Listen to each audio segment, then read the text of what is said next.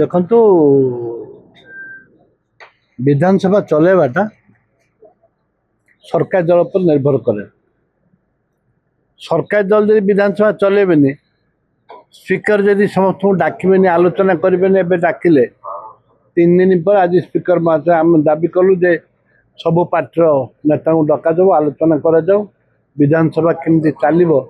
ଲକ୍ଷ ଲକ୍ଷ ଚାଷୀ ଅପେକ୍ଷା କରିଛନ୍ତି ଯେ ବିଧାନସଭାରେ କ'ଣ ମାନ୍ୟବର ମନ୍ତ୍ରୀ ସରକାର ଉତ୍ତର ରଖୁଛନ୍ତି। ବିଧାନସଭାରେ ଆଲୋଚନା ହେଲା ପରେ ମନ୍ତ୍ରୀ ଉତ୍ତର ରଖିଲା ପରେ ଆଲୋଚନା ତା ସ୍ୱାଭାବିକ ଫେରିବ। ଯାଉ ଆଜି ସଦ୍ବୁଦ୍ଧି ଆସିଛି, ସରକାରଙ୍କର ଆଲୋଚନାକୁ ଡାକିଥିଲେ, ଆଲୋଚନା ହେଇଛି, ସ୍ୱାଭାବିକ ହେବ ବୋଲି ଆଶା କରାଯାଉଛି। କ'ଣ ନିଷ୍କର୍ଷ ବାହାରିଲା ଆଲୋଚନାରେ, କ'ଣ ପକ୍ଷ ରଖିଲେ? ଆଲୋଚନାରେ ନିଷ୍କର୍ଷ ବାହାରିଛି, କେମିତି ଚାଲିବ, କ'ଣ ହେବ, ଚାଲିଛି, ପରବର୍ତ୍ତୀ ସମୟରେ ଜଣାପଡ଼ିବ। ଯେଉଁ ପ୍ରଶ୍ନ ଆପଣ ଉଠୁଥିଲେ ଗୃହ ଚାଲିଲା ସମୟରେ ତାଙ୍କ ଆଗରେ ସେ କଥା କିଛି କହିଲେ ବାଚସ୍ପତିଙ୍କ ଆଗରେ କି ନାହିଁ ଆମ କଥା ରଖାଯାଉ କିମ୍ବା ଆମ କଥା ରଖାଯାଉ, ବିଧାନସଭାରେ ଚାଲୁ, ମନ୍ତ୍ରୀ ଉତ୍ତର ରଖନ୍ତୁ, ମୁଖ୍ୟମନ୍ତ୍ରୀ ଉତ୍ତର ରଖନ୍ତୁ, ବଜେଟ୍ ଅଛି, ବଜେଟ୍ ଉପସ୍ଥାପନ କରୁଛନ୍ତି, ବିରୋଧୀ ଦଳକୁ ବିଶ୍ୱାସକୁ ନିଅନ୍ତୁ। କଳା ବ୍ୟାଚର ଅସର ପଡ଼ିଲା।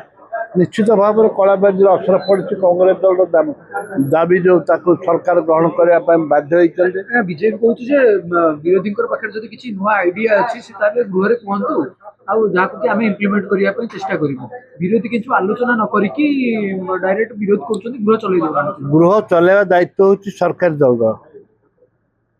ବାଚସ୍ପତି ଅଲ୍ ପାର୍ଟି ମିଟିଂ ଡାକିବା କଥା ଆଜି ଡାକିଲେ, 3 ଦିନ ପରେ ଆଜି ଡାକିଲେ, ତାକୁ ଆଲୋଚନା କରାଯାଇଛି।